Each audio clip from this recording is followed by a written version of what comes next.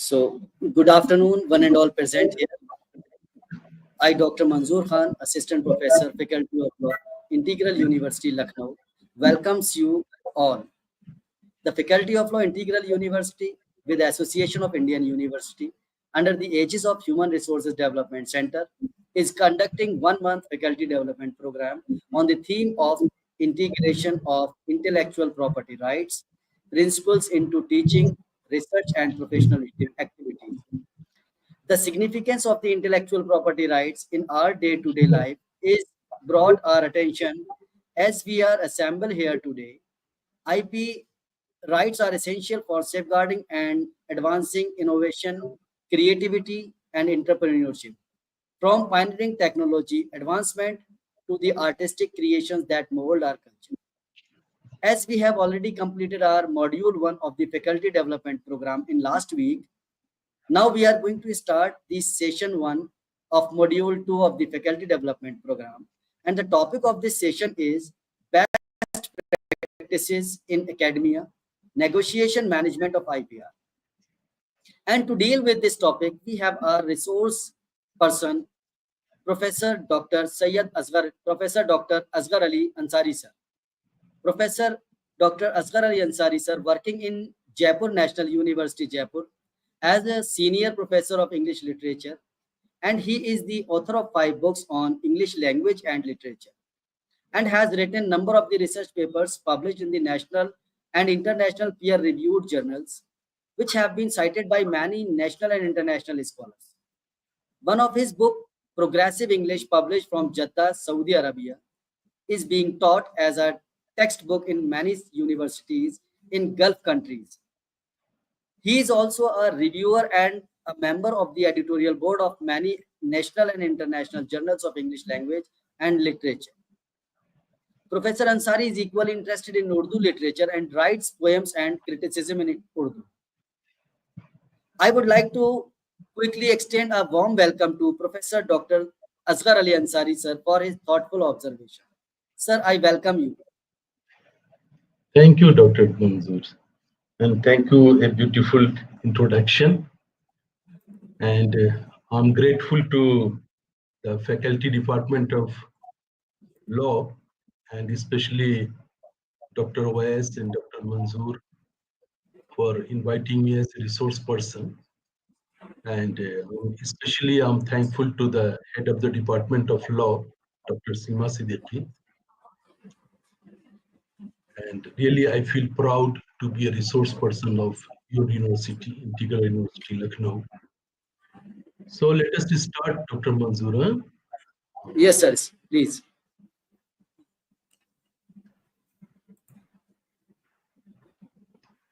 Now, today's topic of discussion is intellectual property rights.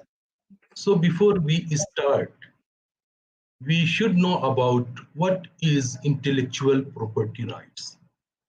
You know, in short form, we usually say this IPR, which is intellectual property rights.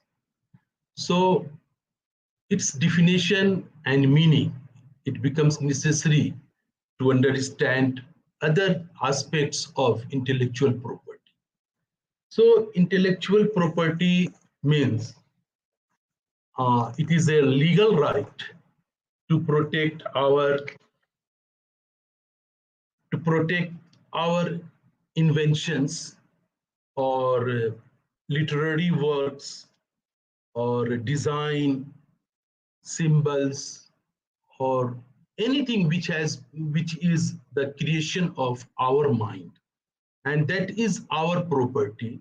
And because this is the creation of our mind, and so it is a legal rights which protects our findings, our inventions, and our literary works in academic career, especially in the academia.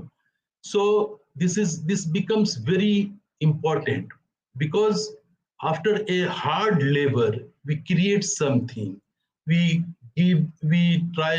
After a long research, we find some findings.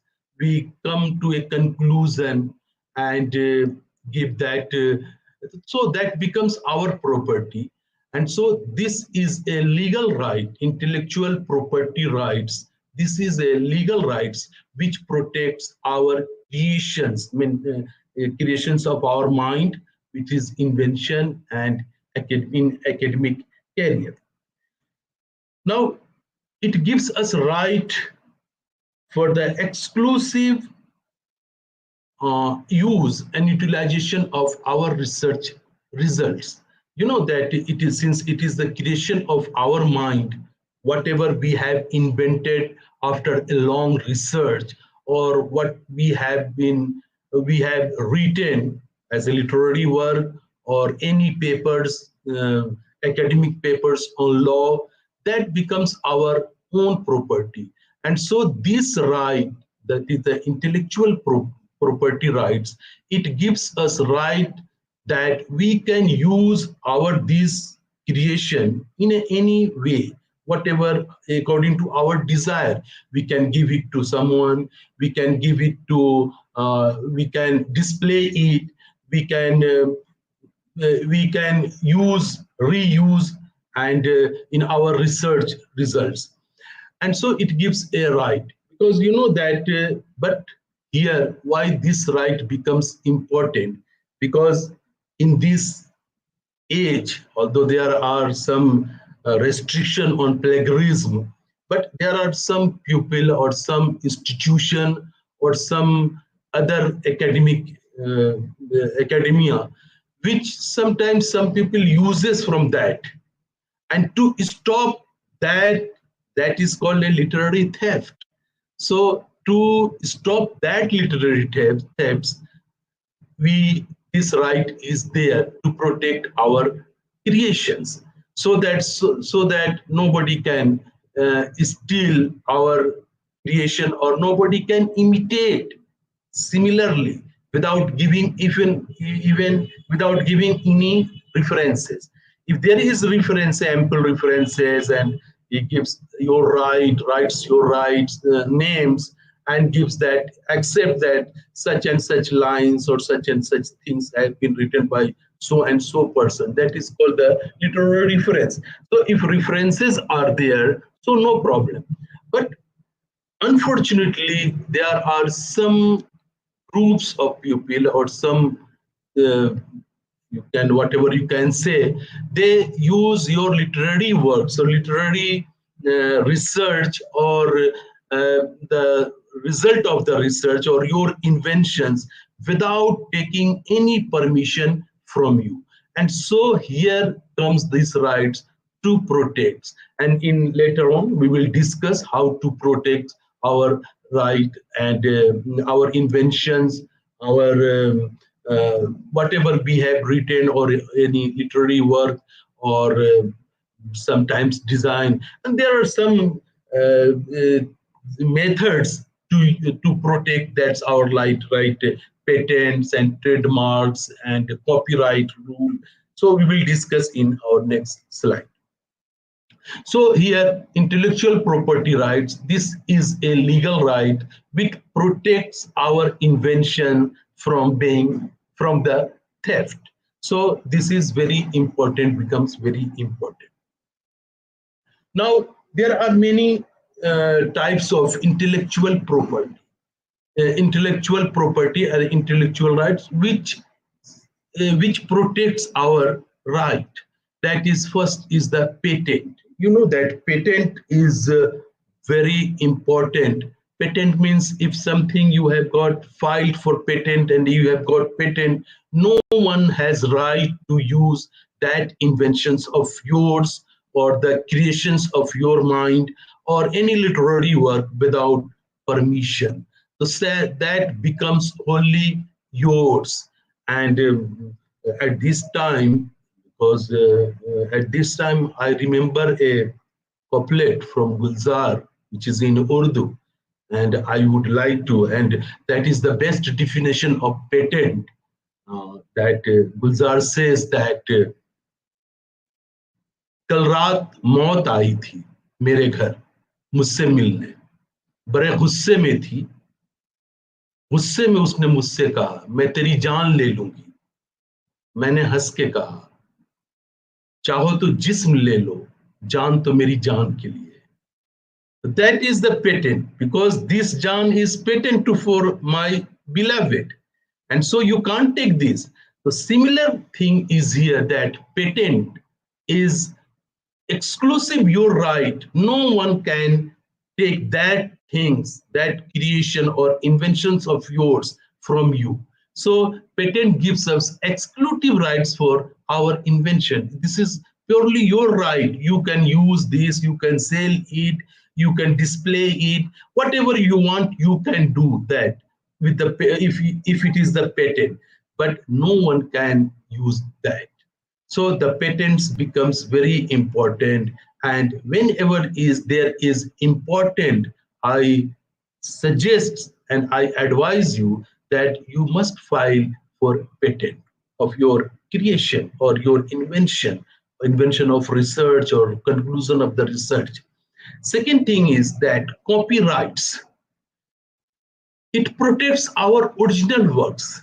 Similarly, right to use and distribute results of our, it gives us copyrights. This is my copyrights. It means I can use this in any way. I can distribute this and I can use. And the similarly, no second person can use. So this protects our original works and gives us right to use those inventions or yeah, or research findings or literary works, and to use and distribute and display all these gives the copyright. So copyrights also becomes very necessary in to protect our invention.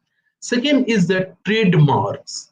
Trademarks, generally it is used in the business or something, and sometimes we academician also do business, and we write books, and so we have copyright of that, and we write some research papers, so we file for the copyrights, and because no one can use and imitate or copy from that, and so this is so it was the trademarks.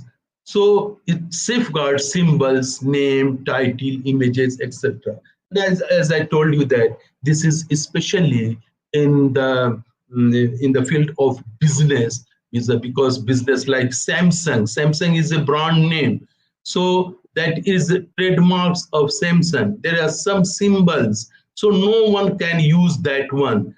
Like other thing, Dell computer, no one can use that name, or there are some slogans or some logo they cannot use. Every university has logo. Your university, Integral University, as a logo. No university can use that logo. So that is the trademark of your university. So similarly, every research works or research inventions or literary works which is the result of a long research, we file for the trademarks, and that becomes it protects our rights.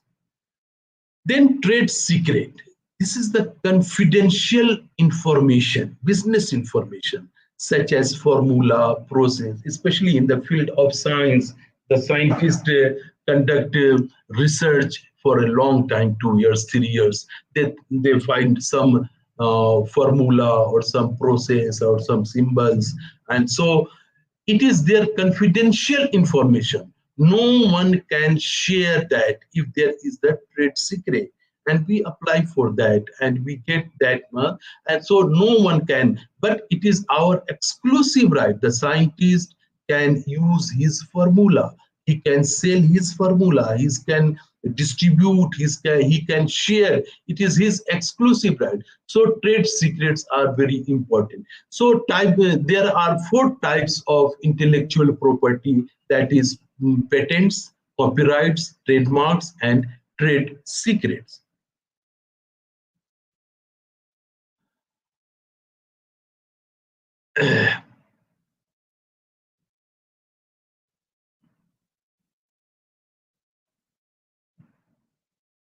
Now, Before after that, we will come to the best practices in academia. You know that in our academic life, in our department, while we are teaching students, there are some we use some best practices, and which is very important for NAC also. So every department or every school is asked what is your best practices, and we have to show, and there are 14 14 marks or something, like a number that we have to prepare according to the this we have to prepare file for our best practices. So while we teaching, we also use some best practices for the benefit of our students. In the similar way, we uses some practices in the negotiation of our intellectual property, the protection, management, and negotiation of our property. So before you discuss the best practices in negotiation and management of intellectual property right, I think it is appropriate to discuss the best practices in academia during the research, and whatever the best practices we use. And by understanding these best practices, we can easily understand the best practices in negotiation and management of intellectual property. That's why I emphasize on the best practices in academia, which we have or which we conduct in our department or in our school. As we the as we teach our student, we have the method of assessment of their progress. So this is become assessment is very important for teaching and learning. So to assess our students, we make some assessment by providing their examination or by quiz or by viva voce or interview or some types of this. So assessment is important for teaching and learning. Similarly, when you go to the negotiation and management of intellectual property right, we find that assessment of our product, assessment of our invention, assessment of the rules and regulations of property rights. So these are which we will discuss later on the next slide. We will discuss that one. But here I'm just discussing these best practices in the schools or department, so can we easily understand while we come to the best practices in negotiation and management. So first is the assessment, then the communication. Communication is that communication is very important. If we communicate with our student, we can come to know their weakness and strong points, and accordingly with that we can prepare the student to achieve to from becoming a solo learner to the best learner. So here communication, excellent communication help us to pursue others and communicate our idea. In the similarly, when we come to the negotiation, best practices in negotiation and management, there are two parties when there is something, and so we can communicate. If we know the excellent communication, if we are the master of excellent communication, we can bargain. Suppose that why we are there is some other party and we are making some understanding, and we if we you want to sell your products or you want to give him, so there is a communication. You have to communicate in an excellent way, and this communication becomes very important because it helps you to pursue others and communicate your ideas. If we are not well communicated, we can't communicate our ideas, and or we can't bargain to the other parties. So communication becomes very important in our academic life as well as in the negotiation and management of intellectual property right. Now, inclusive education improves learning purpose in our school or department. This inclusive education, if you have it is very practical thing that if we have a good faculty, the student will automatically good because he is a perfect in his knowledge, and he has knowledge, and he knows how to teach the students. So because of his, he has the knowledge about his subject, so he improves the learning process of the student. In the similar way, if we have knowledge about property, intellectual property right, we can utilize that knowledge in a good way for our benefit and for the benefit of our institution. Next is the mental health awareness. Health awareness is also, that unless I'm mentally sound, I can't give any idea. Or if I'm not mentally sound, I can't communicate to the other parties, and I can't understand even what is right, what is our right, intellectual property right, and how can I manage this? So mental health awareness is very important in the negotiation and management of intellectual property rights. Next is the research activities. You know that if in our school we encourage our students to conduct research, especially for those persons who are in the final year, who those students in the final year, or those who are doing master, LLM or MA or MSc. So we prepare them for research activities, and we, because the research activities nurtures our curiosity, he becomes curious that yes, what is this, how can do this, how can this. And here there are teachers who help those students to conduct research activities. In the similar way, before we negotiate, or before we manage the intellectual property right, we must research about those. We must research about intellectual property rights.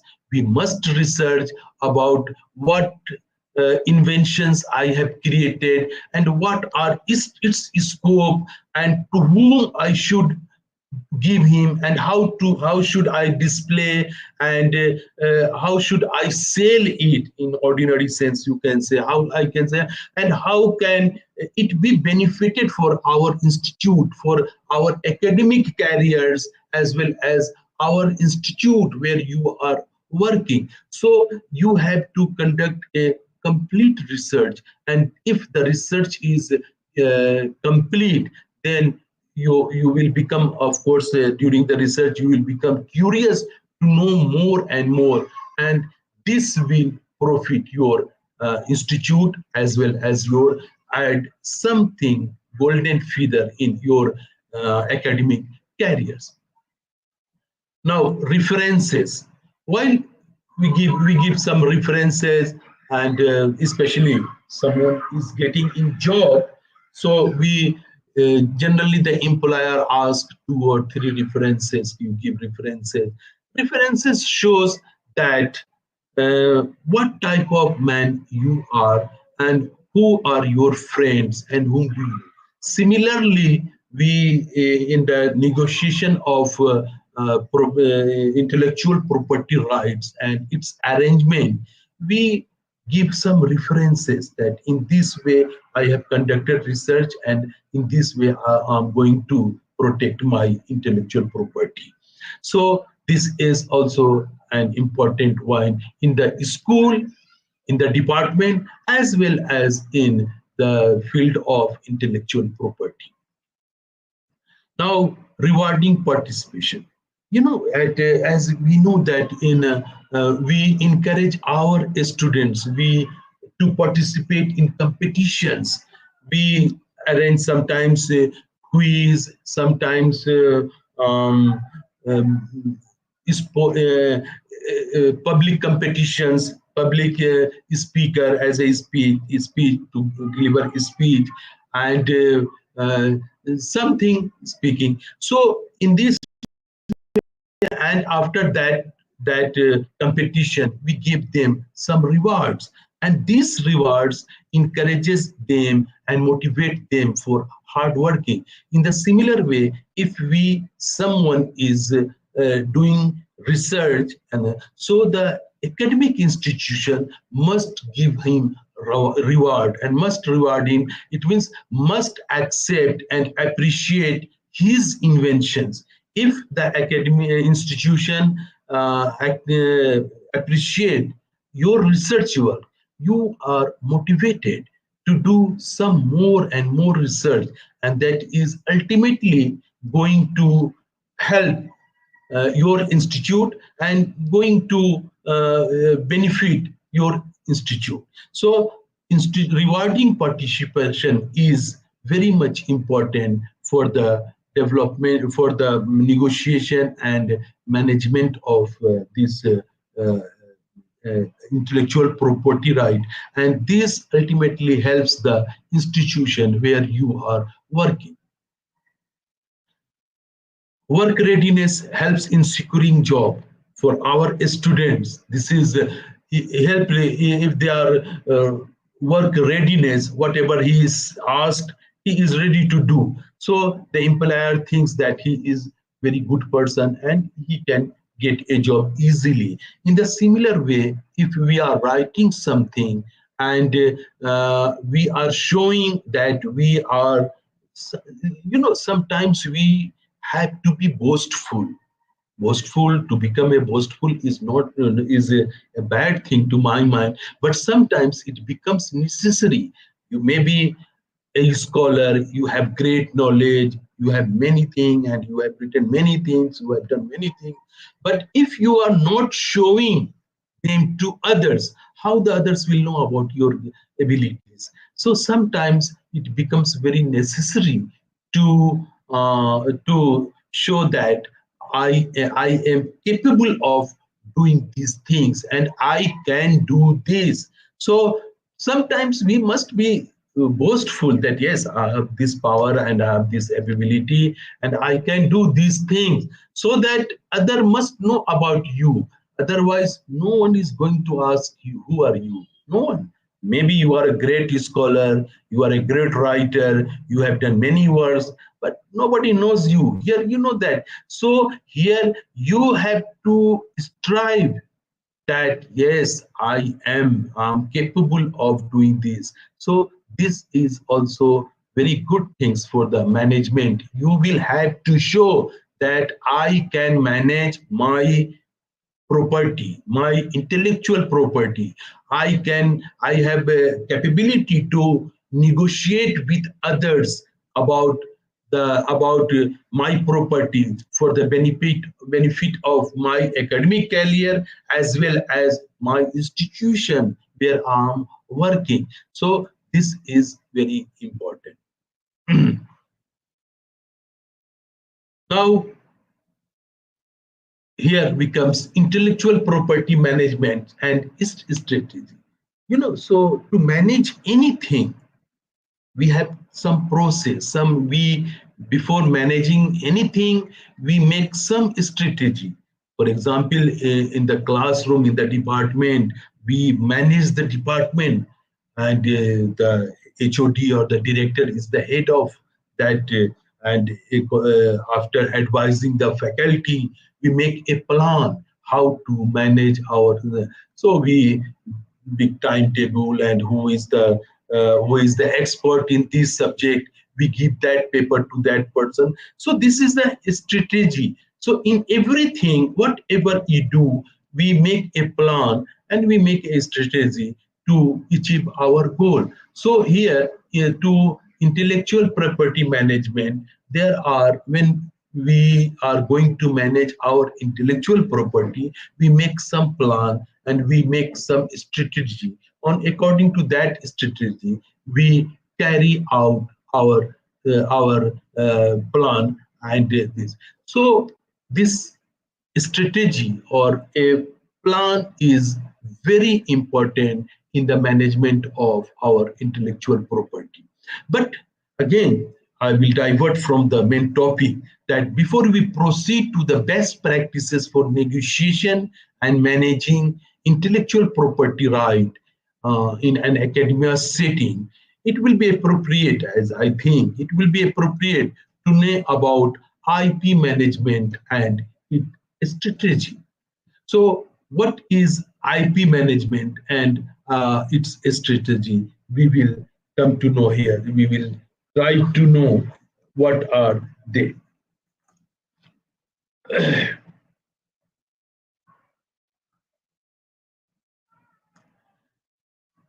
So here, IP management and strategy is an important skill for researchers and institutions.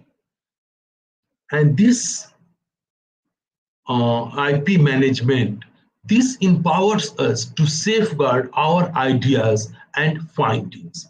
And it also maximizes research impact. Whatever we have done in our research to maximize its effect.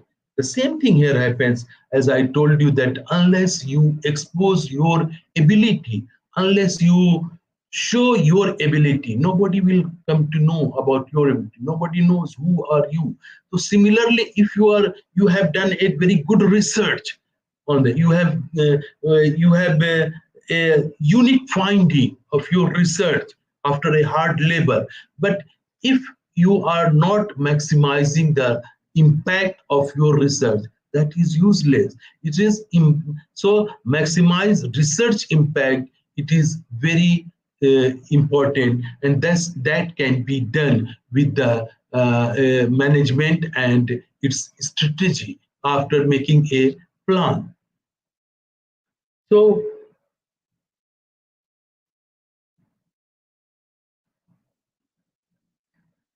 intellectual property, it is a intellectual property management. In fact, it is a systematic handling of intellectual property.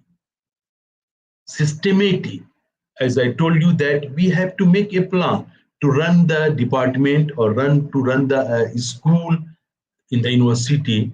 We make a plan. So similarly here, intellectual property management, we to maintain these, to manage these, we make some plan. So, but before that, what is intellectual property management? So the definition of this, to my mind, is that intellectual property management is a systematic handling of intellectual property. How we handle our inventions, how we handle our artistic creation, how we handle with a literary creation. So it is a systematic handling of intellectual property assets within an organization where you are working in an institute, in an academy. You are academician, and so you are working there. So how to handle is so this is called the intellectual property management. Now, intellectual property management includes creation of mind, such as creation of mind. We have already I discussed this. This is an invention, literary activities, literary work, and design, symbols, name of your invention. So all these are called. It includes the creation. All these are intellectual property. Now, what is the aim of intellectual property management?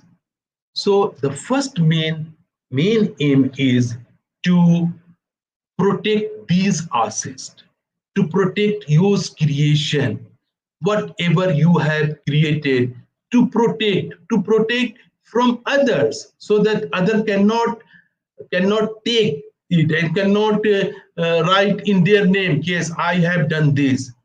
You know that if you did research work and if you are unaware of the management, So someone will come and he will take and he will write from his own name and in his own name. And so the credit will go to him, although it is your hard labor, but credit goes to others. And here, the fear for this rescue, the intellectual property rights comes to you to protect and to rescue you from being stolen by some other person. So here, the effective IV management aims is to protect these assets and maximize their values.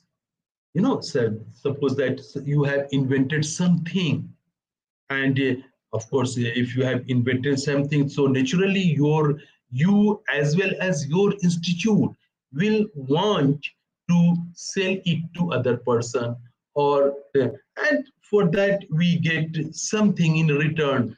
You can say money or something else. So you will have to maximize.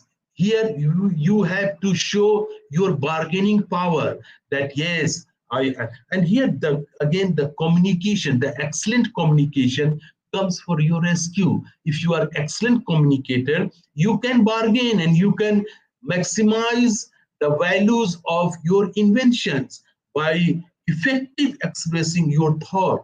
And then you will see that no, this is very important for this, and this will do that, this will do that, and why this is important. And so this is its value must be maximized. It is not an easy task, and so I can't sell it easily, and I can't give it to you easily. So this is the bargaining capacity, and bargaining capacity comes only when you are an excellent. Yeah. So our main purpose when we write something, or when we invent something, or when we create something from our own mind, that becomes our original work. And so to sell them and to bring it out into the market, or give it to some other institution or some other, we again, and our aim should be to maximize their values, maximize the values of our creation, maximize the values of our invention. So these are the very important. For example, there are some scientists, or some uh, the people from the law faculty who have created something, a new thing. And so he will, of course, someone wants that, so he can, he should want a good value because of his own work. And so here the maximize their values, so their IP management comes for maximizing the values of your invention.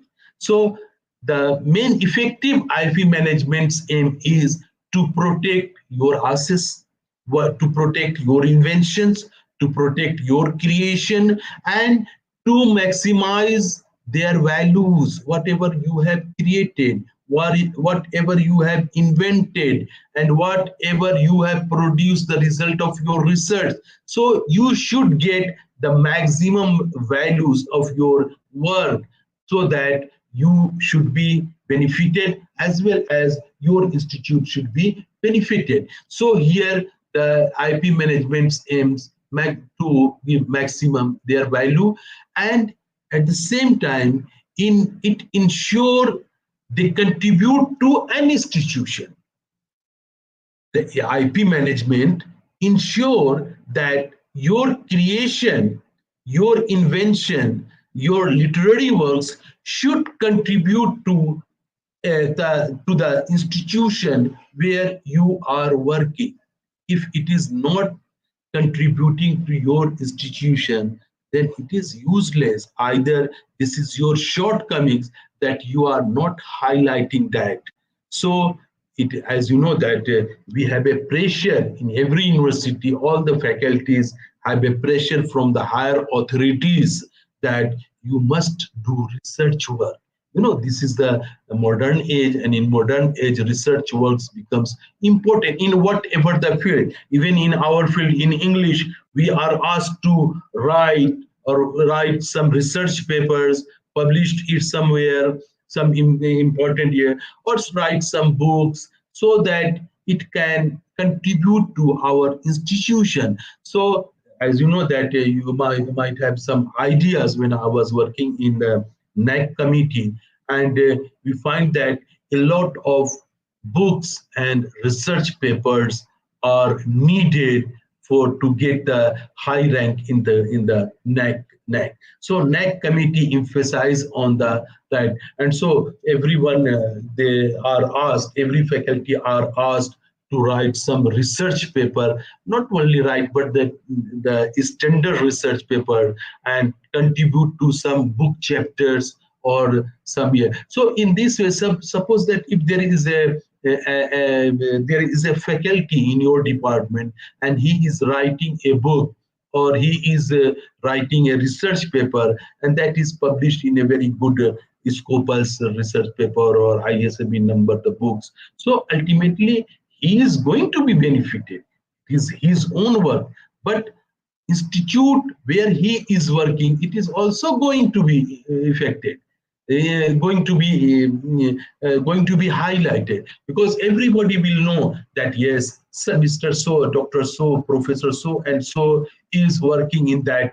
So automatically the name of the institution will be highlighted, and the research writing or some inventions or some literary works are very important for the getting rank in the NAC. So rank committee also emphasize, NAC committee also emphasizes on the research work. And so now it has become very necessary for the all the university that every teachers, every faculty should be engaged in research work related to his subject. Either it may be English, or it may be science, or in department engineering or law or anything. So it is a great emphasis. Why this emphasis is that that it contributes to the institution. It highlights the name of the institution, and it also contributes to the popularity of an institution. So this becomes very effective management aims. Now, there are many stages of management. There are many stages of management. Here, the management of property rights. There are intellectual property. We before this we discussed with the how to manage and what are the aims of uh, IP management. But here, IP intellectual property management, there are stages. There are many stages, and which we have to take into care. The first stage is that identification. Identification, it means it recognizes all forms of intellectual property, whether created in-house or acquired from external sources.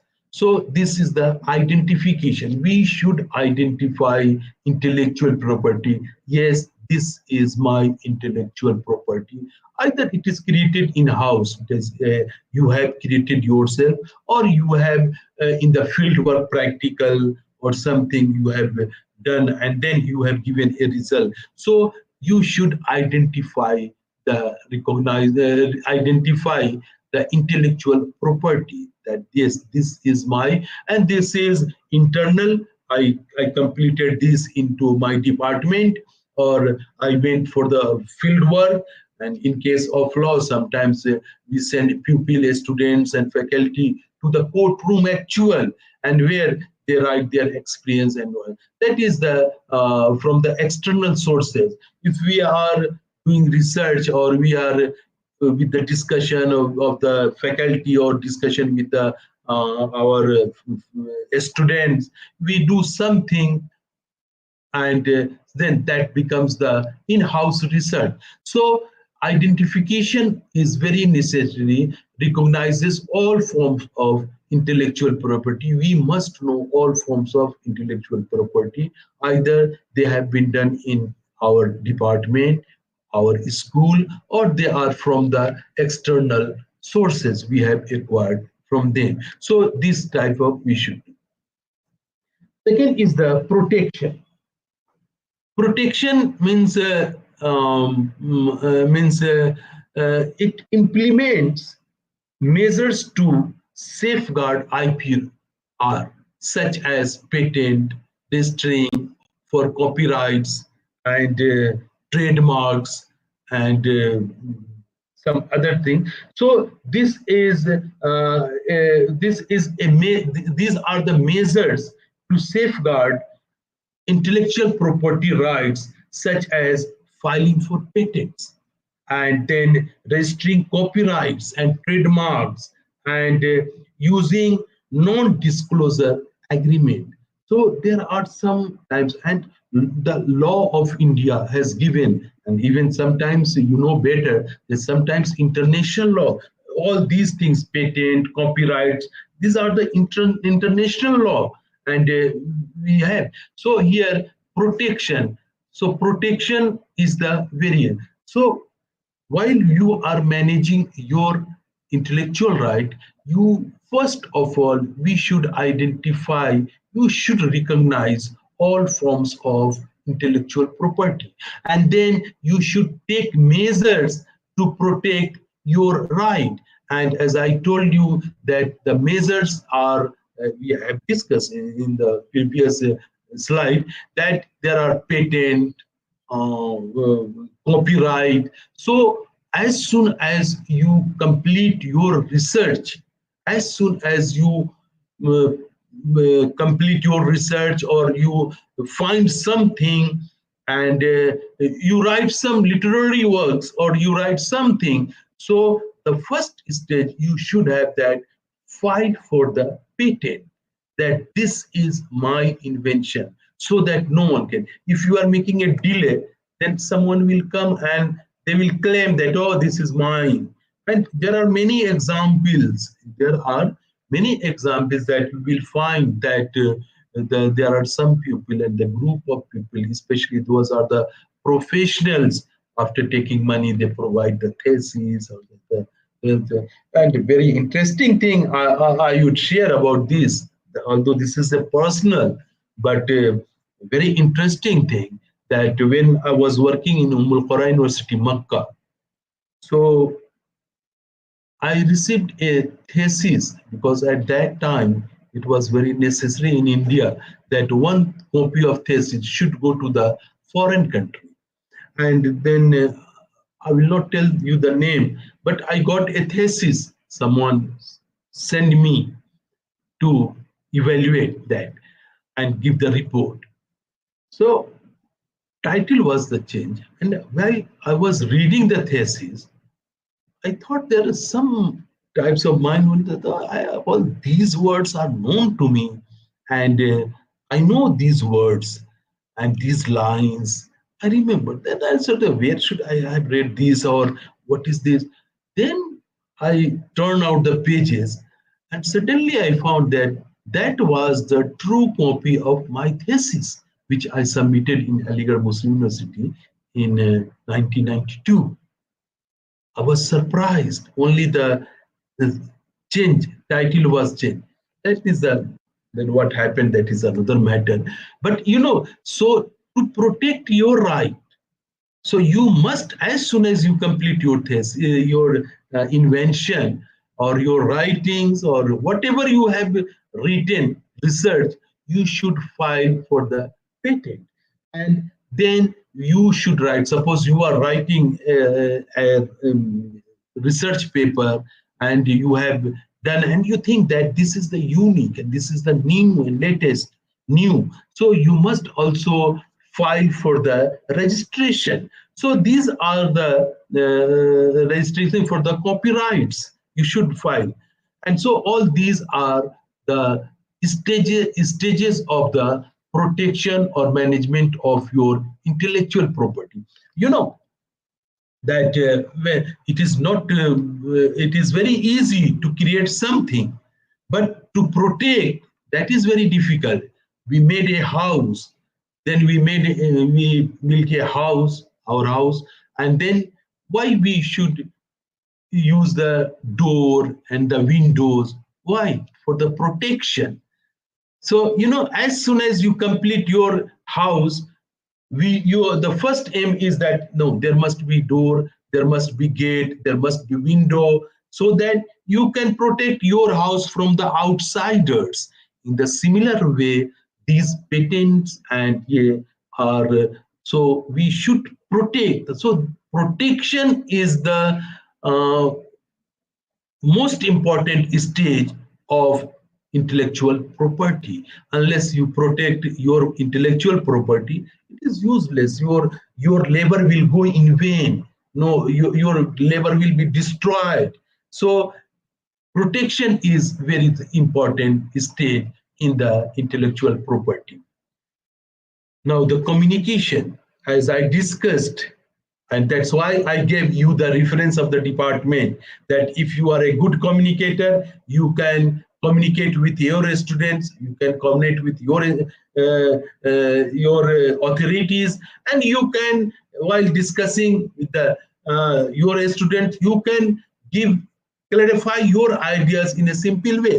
So communication is very most important. And in English, in the department of English, there is a course, effective English, effective communicative English. So we teach communicative English. Why? Because this is the very important. So here communication is very important. Now the second point is commercialization. Commercialization, as I told you about the value, how to maximize the value of your work or your research work or your invention. So here commercialization determine how to extract value from intellectual property.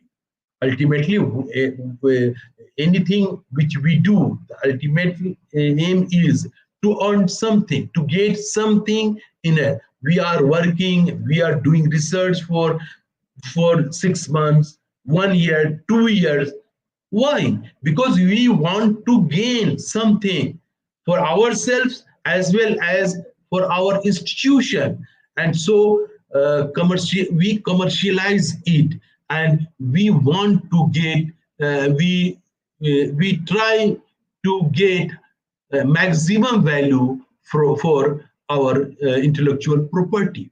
Suppose that if someone is inventing something new, and so he will sell it to some industry or some in the marketplace somewhere the needed. And so at that time we feel a negotiation, we involve in a negotiation, and we know that we make that thing commercialize. And to make commercialize, we make some kind of advertisement that that Mr. So and so of such and such institute has done this work, and this is very important for such and such work. And so the industry, if it is beneficial for industry or it is beneficial for something, they will attract you. And then if they realize that it has great value and it is for our benefit, then they will come to you. And so at that time you need to determine how to extract value for your intellectual property, and your aim should be to maximize the value of your intellectual property. So this is the next very important stage of IP management, intellectual property management, that we must commercialize it. So commercialization is one of the IP management stages. So this is very, and next point is that we should stop it, that no, we should have a watch that no one can use these unauthorized. So enforcement, enforcement is the very important stage in protecting our or in managing our intellectual property. So monitor and enforce IPR. Monitor. we should watch, we should know about the intellectual property, and then we should, if we find that someone is unauthorizing using my property right, my intellectual property, then we should monitor, we should know about the intellectual property right, and we should try to enforce. We can go to the law of the court of the law.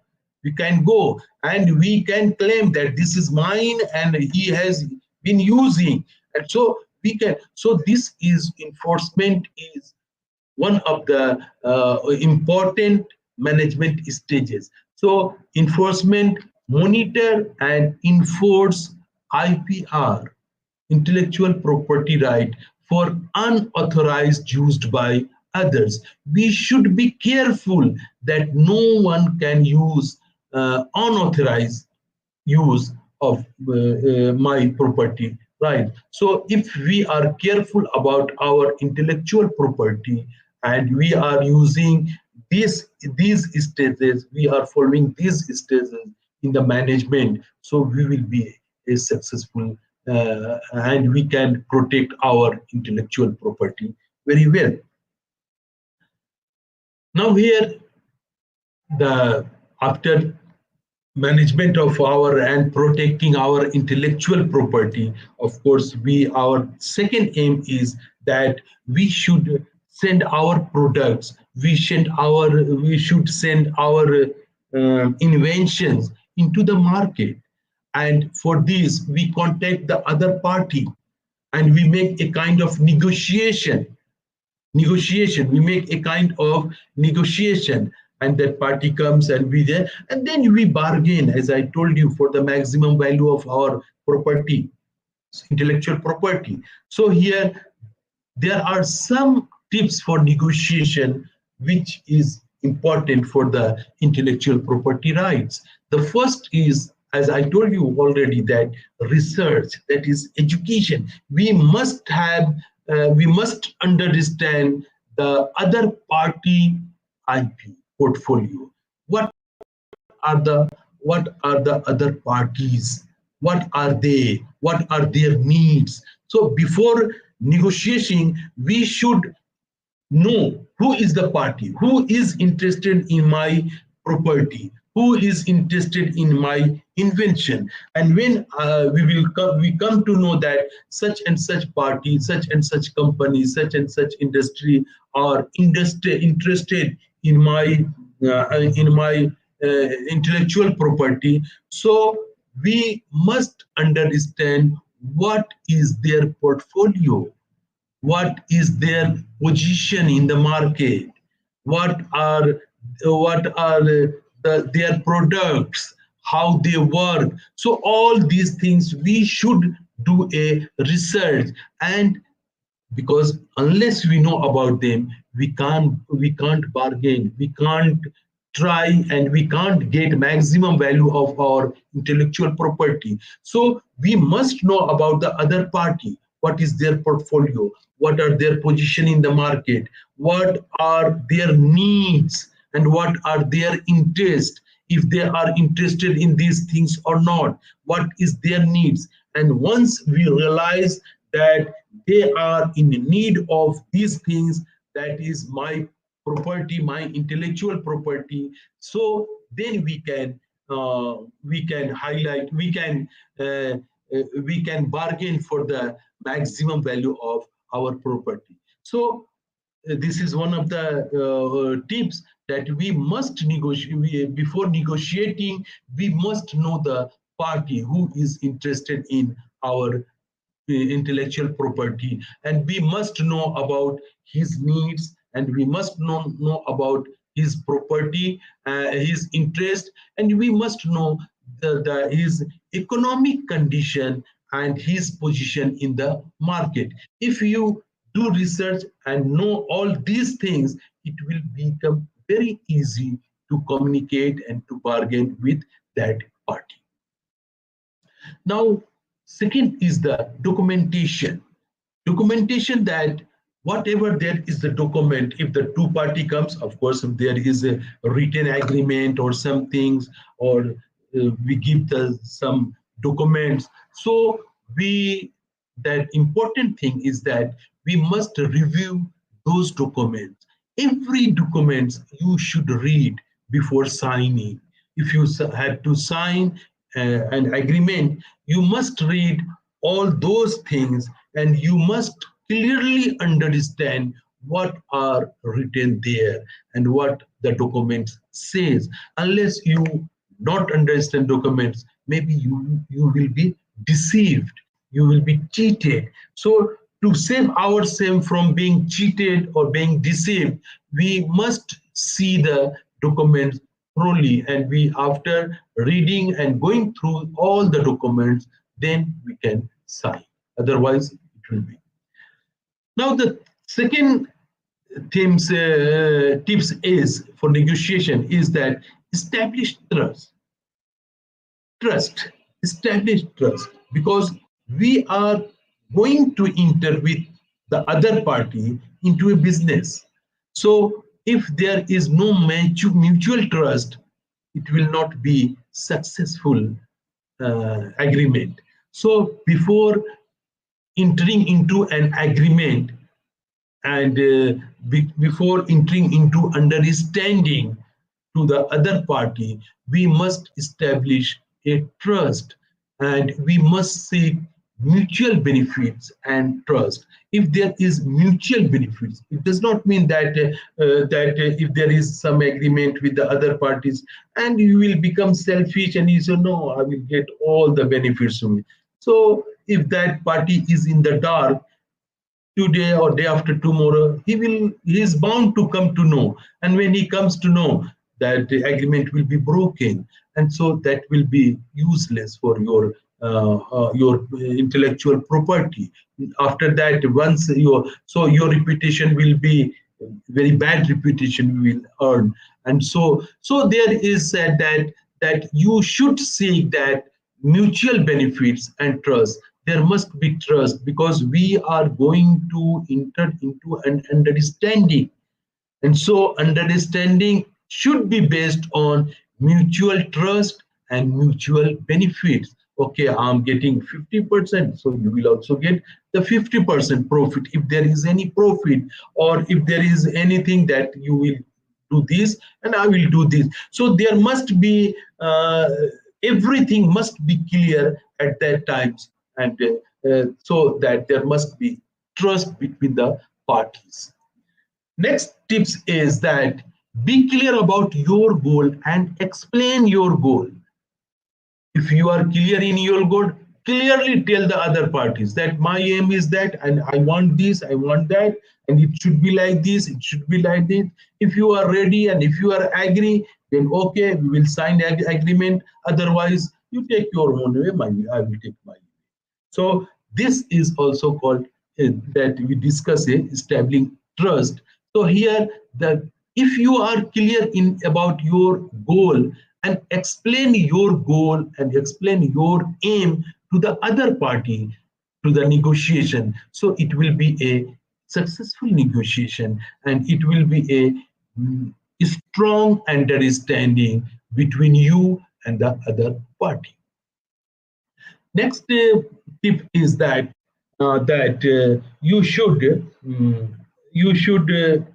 describe justify your offers and request. You should justify your offers and request that yes, this is my offer I'm doing, and why I'm offering these things, and what is the request. You should justify that. Whatever you suppose that you are try, of course, naturally, as I told you, that being the owner of the intellectual property, your aim should be to extract maximum value. And so in order to try maximum value, you will give them offer that I need this or that, or if you will give that this will be the terms and condition. So terms and condition, you must explain and you must justify why I am putting this condition, why I am trying to seek maximum value, why you are why if why I am asking for such and such benefit for me, and how it is going to benefit you also. So everything should be defined, and you should tell them everything. Now, define the scope. Scope is very important. That what is the scope?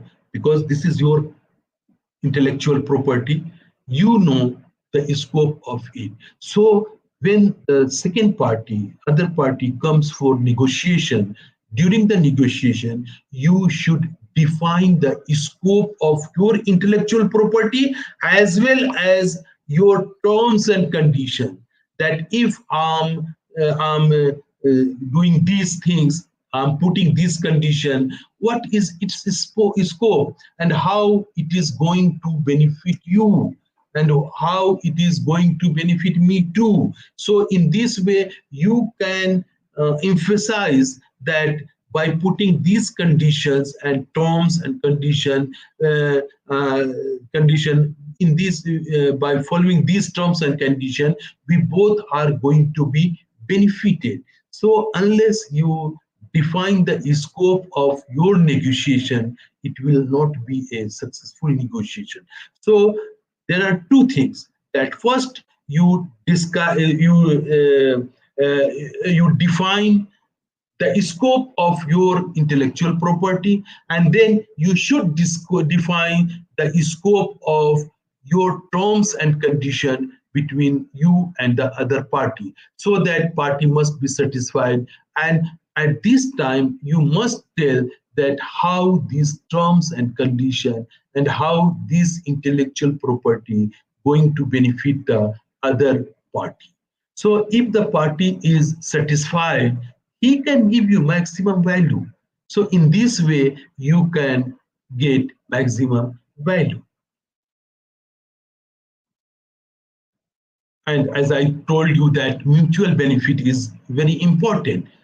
Common ground. There must be common. If negotiating with them, if the other party feel alienated, that yes, this is his one work and he is nothing to do with this, then this will be not a successful. So make the other party feel that this is his work also, because from this property, intellectual property, he is also going to be benefited. So if there is nothing, at least you try to find some areas of mutual benefit in your intellectual property as well as the terms and conditions.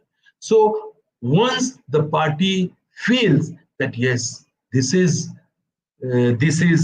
beneficial for me, and so he becomes close to your property rights. Emotionally, he is engaged with your property right. And so at this moment, he can feel that, yes, we are the mutual partner. And so if this partner is going to, if the owner of the intellectual property is going to be benefited, then I will also be benefited. So if these feelings entered into the, so it will be well. Now, next is consider the value of intellectual property. I have already discussed that you being the owner, you this is your that you must ask the maximum value and understand the values of intellectual property. If you are yourself underestimate your intellectual property, now how can other will highlight your property? So so understand the values, that yes, I have created these, I have invented these, how how important is this my work. So for this you will have to research, as I told you earlier, you have to get education about the market. You have to educate yourself about the market, about the industry, about the other companies, and then you will see that who are the companies, who are the industries, who are the people who are in need of my intellectual property. So understand, then you can fix the value, then you will be able to understand that yes, the value of my work is my invention, my research work is very important, and you can fix the maximum value of your intellectual. Now, monitor and manage the contract properly. As I told you that we manage our property rights, to manage our intellectual property. There are some rules. So, and we should monitor and manage our intellectual property. In the similar way, here we have to monitor and manage the contract properly, the contract which we have signed with the other parties. So here the contract is very important. As we monitor and manage our intellectual property, in the similar way we will have to manage and monitor our contract with the other party. We should keep and watch that if the contract is not broken by the other party, if it is not misused by the other party, if he is not following the contract in doing the business.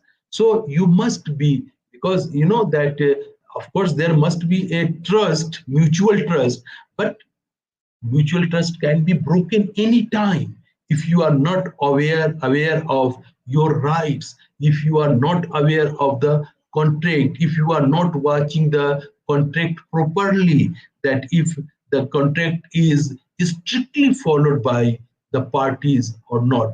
On the other hand, also the party can also monitor this thing, that if you are following the contract or not.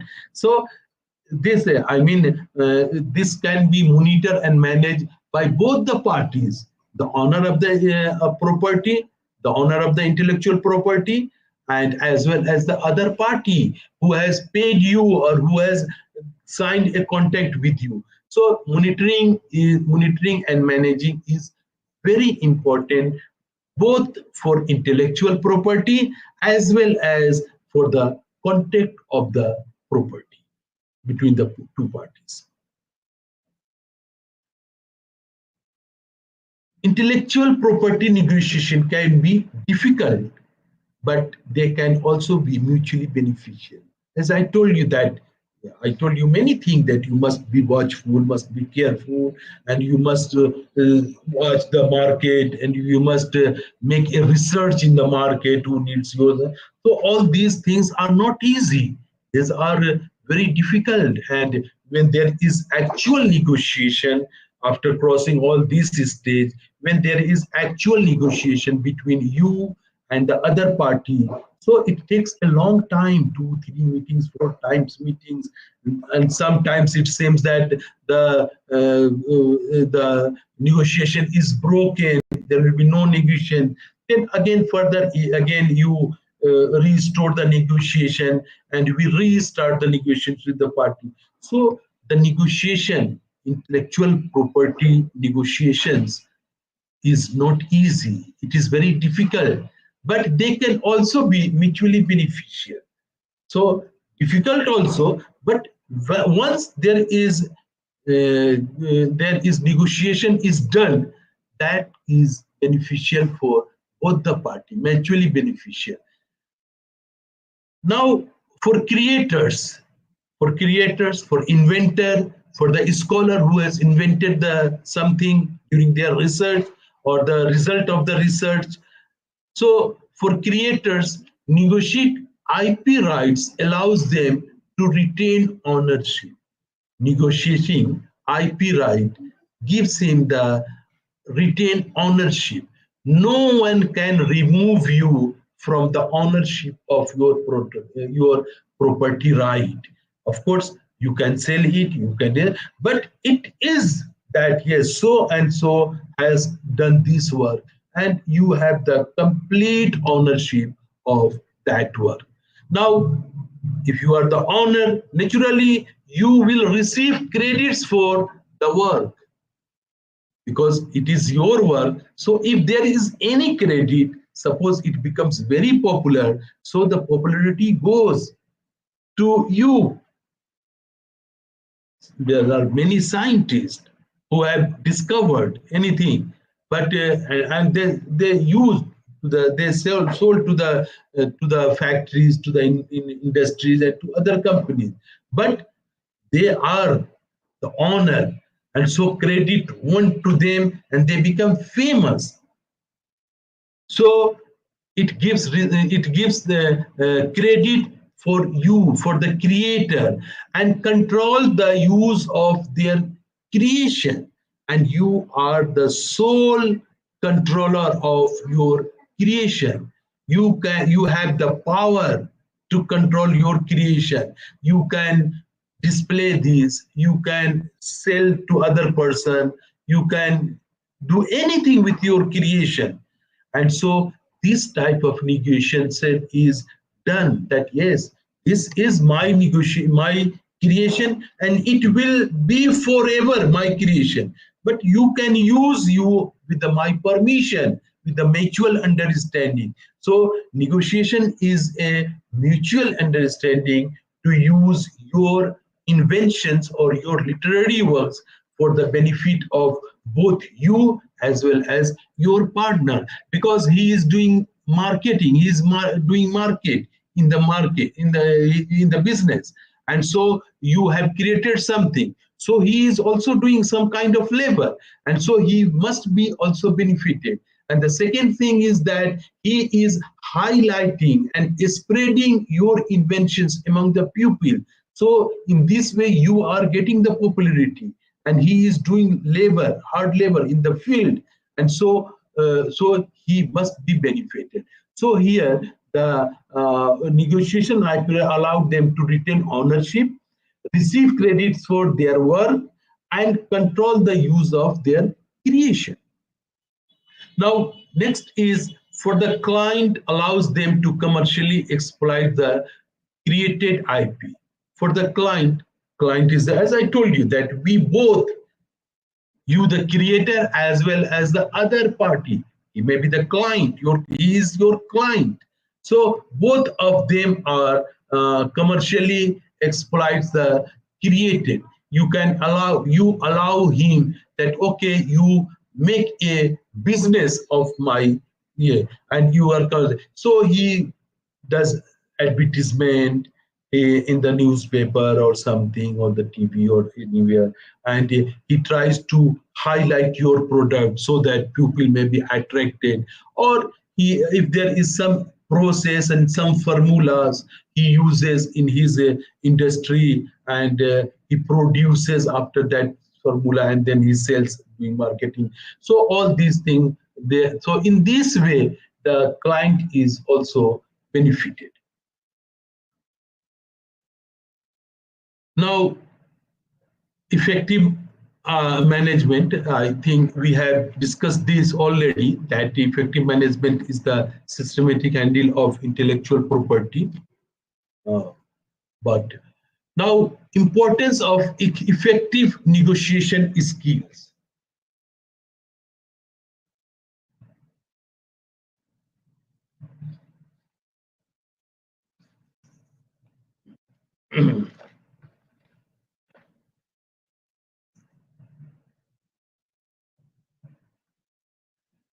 Now, effective negotiation skill. What kind of effective skills you should have?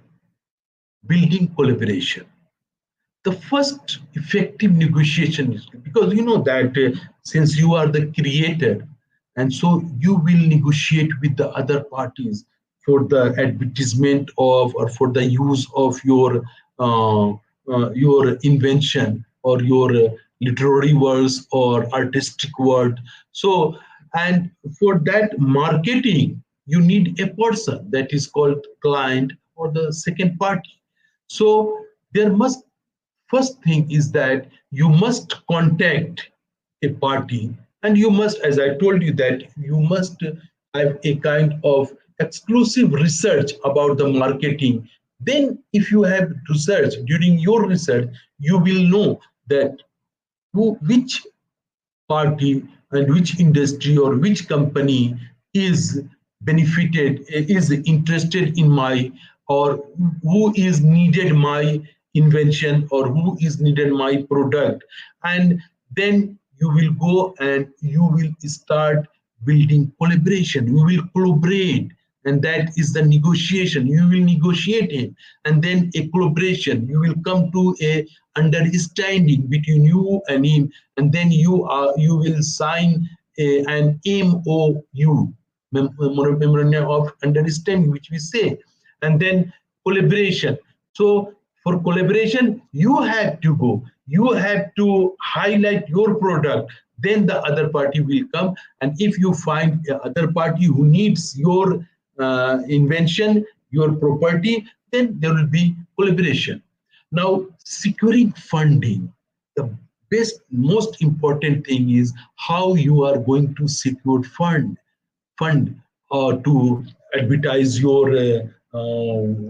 invention, to to highlight your invention. You need some fund. So securing fund, and who will give you the fund? The third party, the second party, the owner of the company, the owner of the factory, the owner of the industry. He will give you fund. And so you will highlight, and you will go them, and you will write them, highlighting your products, and highlighting that how my invention is going to benefit your company, and how my invention is going to benefit you. So all these things, then he can give you a fund, that okay, you implement this research, and you implement your and you get it published, or get it done, or refine this invention, so you can get a funding. So this is one of the most important negotiation skill, that you must have skills to secure fund from the party. Now, protecting IPO, as I have already discussed many things, that you must have skill that how to protect your intellectual property, and that's to protect those things. There are patent, there is copyright. Already we have all things discussed, and it will be repetition if we say this. Now, resolving dispute, you know that if there are two persons, so sometimes it is very natural that between you and the second party, between you and the owner of the company, those who have your client, those who have funded, or you have those who have bought your and who have you have signed an agreement, there must be some dispute sometimes. So you must, this is one of the most important skill, that you must have skill, that you must resolve dispute instead of fighting with them and breaking the negotiation. It is not a solution.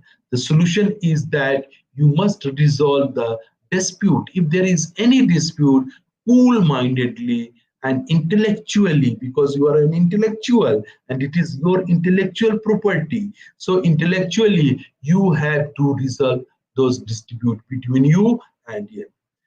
Now we find mutually accepted solution, and after that, if there is any dispute, you should try to find as mutually accepted solution, which may be acceptable to you as well as to your uh, second party or your client, you can say.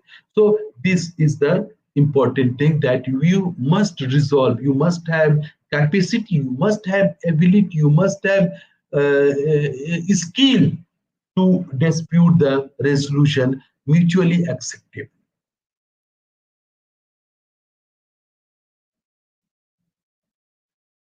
Now here, best practice in the now After discussing all these things, I hope that you must have understand many things about intellectual property and negotiation and management. And I gave you the example of best practices in our department or schools. And I related also with the best practice for negotiating and managing academic intellectual property rights in academia setting. So here I have prepared a separate slide here for the better understanding of ours, that best practices for negotiation and managing IPR in academia setting. You know that that intellectual property right is a crucial in academia because because they impact research dissemination, collaboration, and commercialization, and so they are very important. So here are some best practices for negotiation and managing intellectual property right in academic setting. So due to the shortage of time, I will make it a short and I will finish it. First is understanding IPR. IPR, understanding intellectual property right. We have already discussed that how can we understand, we should do research, we should familiarize ourselves, understand different types of, we should understand different types of intellectual property like patents, copyrights, trademarks, and trade secrets, all we should, and how they apply to your work. We should know about all these things. And we also know our institution's policies. What are the policies of our institution regarding IP ownership, intellectual property ownership, and commercialization? How either our institute is interested in commercialization or not. So we must know. So understanding IPR, we must familiarize ourselves with the IPR, different types of IPR and institutional policy. Second is clear agreement. As I told you that there must be agreement between you and your client, and collaborative agreements. Collaboration, for the collaboration, when collaborating with other researchers or institute or company or industry partners, establish clear agreements regarding IP ownership, that yes, this is my creation and this will be. So clear that you should do. And material transfer academy in the under use material transfer agreements to define the terms for sharing research materials, into including uh, uh, intellectual property rights and responsibility. So this is this type of clear agreement. When you sign, all these things should be clear so that there must not be any dispute in the future. Disclosure and protection. Timely disclosure, timely report your invention or creation. As I told you that when you write or you find invention, suddenly don't sit idly, but you must inform, you must file, must file for the patent, must apply for the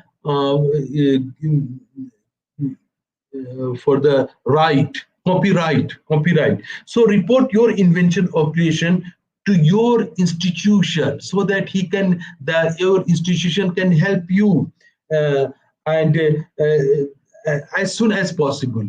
The first thing is that you must inform your institution. Yes, I have founded these, I have invented these, and this. So the institute will become active, and he will protect your insert, and he will fight for those things. Provisional patents. So filing provisional patent. At least when you find, later on you can do the final patent, but provisionally you can patent so that your invention cannot be taken out by the others. Now, negotiating skill, as I told you that skill. We have already discussed all these things there, that be prepared.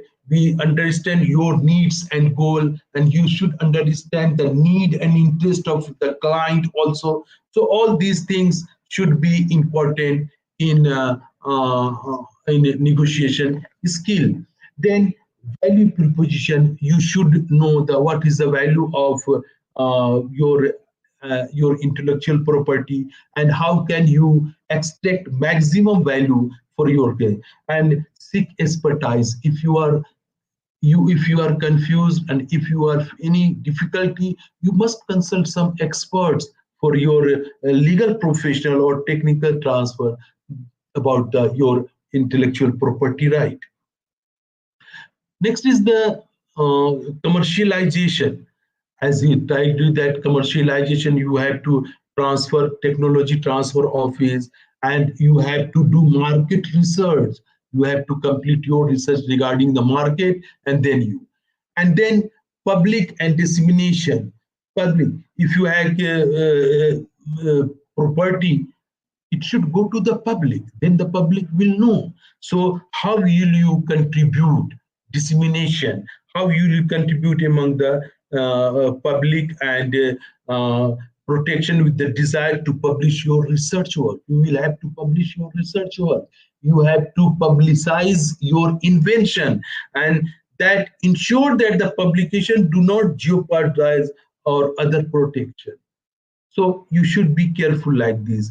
And then open access, it should be open access so that everybody can know about your rights and protection.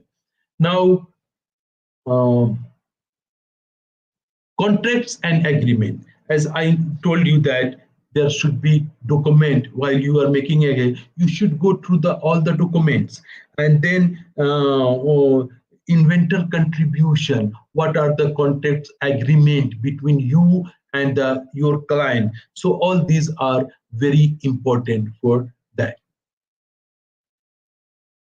Now, record keeping, you should keep all the records together, and you should. And second is the education and training. I am hurriedly passing through this because already I have discussed all these things. Education and training, as I told you that before, you have to do a kind of research about your client. What is his need? What is his interest? What is his position in the market? What is his economic position? And how can he utilize my invention? How can he utilize my intellectual property? So all these things, if you know, that will be the you should be informed about all these things in this.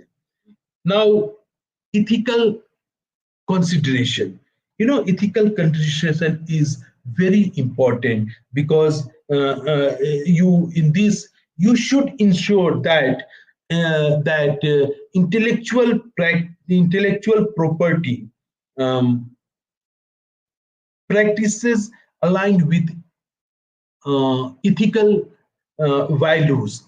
You should not be that, you should be careful about the ethical values while you are making an negotiation with your client. And that next is that respects others intellectual property. You should not criticize others intellectual property. Maybe your intellectual property is important for you, but others is also important for them. So this is the ethics, that we should not criticize others property, others intellectual property, as our intellectual property is dear to us. In the similar way, others is property is yeah, others is also important. Now, by if we follow all these things, so by following these best practices, academics can effectively manage their intellectual property, foster productive collaboration, and contribute to the advancements of knowledge and invention. So I think it was enough for all of us. And today in our lecture, Rather, it is an interaction with the scholarly attraction with all the scholars.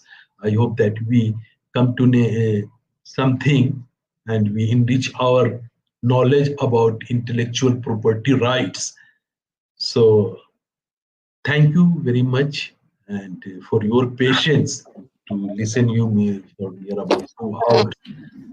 So, this all of you. Thank you very much. Thank you so much, sir. Sir, we have some questions if you allow us. Yeah, sure.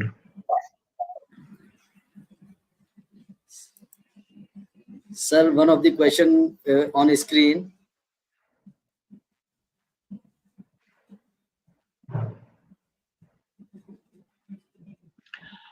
No, no, this AI advancement these days, that there are very, I think I say it a bad habit that there are many youngsters, young scholars, that if they want to write something, just they go to chat GTP.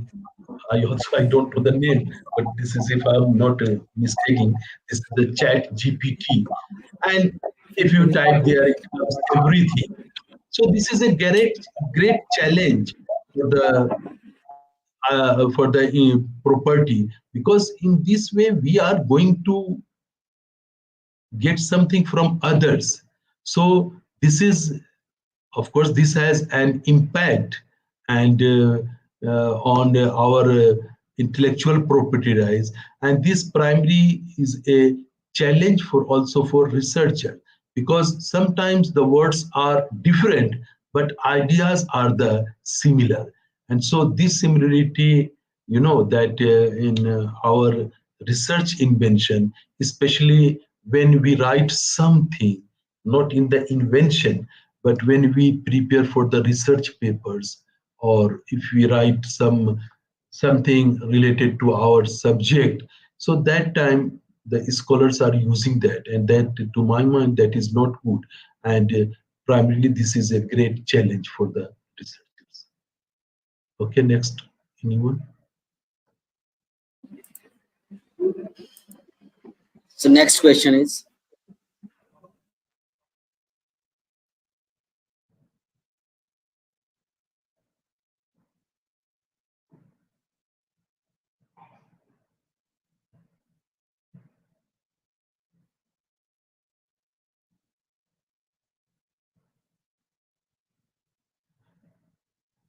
Yes, Ridhi, it can become a base for the effective negotiation as well, because you know that this diligence of an IP is important, and it can be, to my mind, it can be effective, and there is no any harm to making it a base.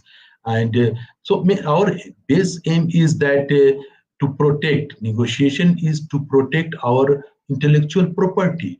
And so in anyhow, if we can protect our intellectual property, that is fine for us. So it can be a base. Yes, next.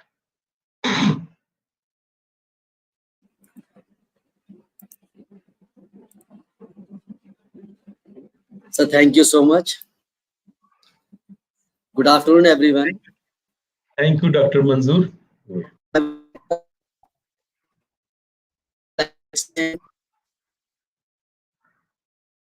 Ansari sir for his insightful session on the topic of best practices in academic negotiation management of IPR. His expertise has greatly deepened our understanding of the importance of intellectual property in academia.